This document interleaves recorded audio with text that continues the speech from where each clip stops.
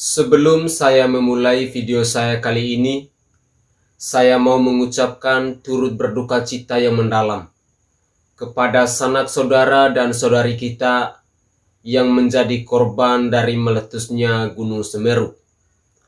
Semoga keluarga yang ditinggalkan selalu diberi ketabahan dan semuanya bisa cepat pulih kembali. Halo Indonesia, salam NKRI.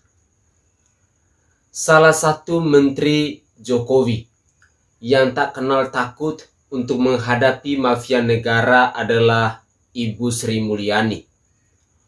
Mulai dari Abu Rizal Bakri, Bambang hingga Tommy Soeharto pernah ia hadapi. Terakhir dirinya sempat berseteru dengan para petinggi MPR yang kelabakan saat anggaran lembaga mereka dipangkas. Sri Mulyani tak gentar sedikit pun ketika Jokowi diminta untuk memecat dirinya. Malahan ia terlihat nyantai dengan klarifikasi tulisan di Instagram soal alasan kenapa tak ikut rapat dan kenapa anggaran MPR itu dicopot. Netizen yang melihat ketulusan dari seorang Sri Mulyani ini pun gercep untuk membongkar rekam jejak petinggi MPR itu. Ternyata Wakil Ketua MPR si Fadel Muhammad ini pernah tersangkut dengan kasus BLBI dan belum tercatat melunasi hutangnya. Mungkin hal ini yang melatar belakangi kebenciannya pada seorang Sri Mulyani. Seperti diketahui, Sri Mulyani adalah salah satu anggota Satgas BLBI yang aktif untuk menagih hutang debitur atau obligor BLBI. Kini, Sri Mulyani tak hanya garang dengan para debitur, tapi juga dengan petinggi BUMN demi masa depan Indonesia yang lebih baik. Seperti yang dilansir di cnbcindonesia.com, Menteri Keuangan Sri Mulyani Indrawati secara terang-terangan meminta Direktur Keuangan PT Pertamina Persero, Emma Sri Martini, untuk transparan dalam melaporkan pembiayaan yang dilakukan saat melakukan transisi energi.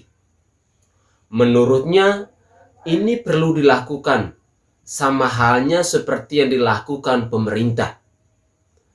Sri Mulyani mengatakan, sejak tahun 2016, pemerintah selalu terbuka untuk mempublikasikan laporan anggaran yang digunakan untuk memitigasi perubahan iklim yang berasal dari APBN.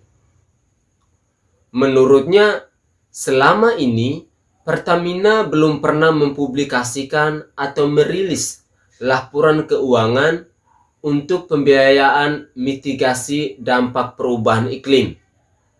Oleh karena itu, kedepannya diharapkan perseroan akan memaparkannya secara terbuka. Saya berharap Pertamina bisa melakukan hal yang sama atau transparan, kata dia. Ia menjelaskan anggaran yang sudah dikeluarkan pemerintah untuk memitigasi dampak perubahan iklim sejak tahun 2016 mencapai 256,7 triliun rupiah.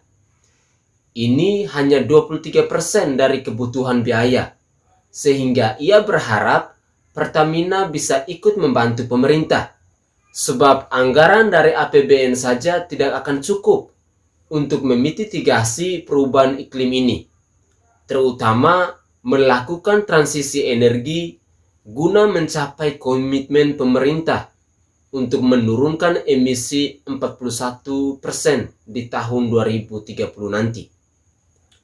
Mereka yang memproduksi CO2 harus bertanggung jawab lebih besar dan harus membayar yang lebih besar pula, pungkasnya. Saya yakin Ahok sebagai komisaris utama Pertamina akan mendukung penuh permintaan Sri Mulyani untuk transparansi keuangan. Apalagi sosok Ahok memang lekat dengan karakter pejabat jujur dan transparan. Dirinya sudah berpengalaman mengenai sistem e-budgeting ketika menjadi gubernur DKI dulu. Tentunya kalau saat ini ia di posisi direktur utama, semua sistem akan ia arahkan agar menjadi transparan. Kita tinggal tunggu saja tanggapan dari Pak Erick Thohir dan anak buahnya tentang permintaan Sri Mulyani ini. Sebelumnya, Ahok yang lebih dahulu membongkar kontrak janggal di badan usaha milik negara mendapat tanggapan tak mengenakan dari staf Erick Thohir, Arya Sinulinga. Dirinya berseloroh kalau Ahok harusnya tahu batasannya dan tak berlagak seperti halnya seorang dirut. Kini mungkinkah ia menyuruh Sri Mulyani agar tahu batasan dan tak bertingkah layaknya presiden? Kalau hal itu terjadi, netizen sudah pasti akan meminta Presiden Insinyur Haji Joko Widodo untuk menendang Arya. Karena sewajarnya badan usaha milik negara yang kental praktek KKN diarahkan ke jalan yang benar agar menguntungkan negara. Bukan malah ditutup-tutupi kesalahannya dan menuduh pihak yang membenahi untuk tahu batasan dan sebagainya. Karena semakin terlihat menutupi sesuatu, berarti kemungkinan ada kejanggalan, bahkan kejahatan di sana. Sebaliknya, transparansi data dapat menutup adanya celah korupsi, kelebihan bayar, dan sebagainya.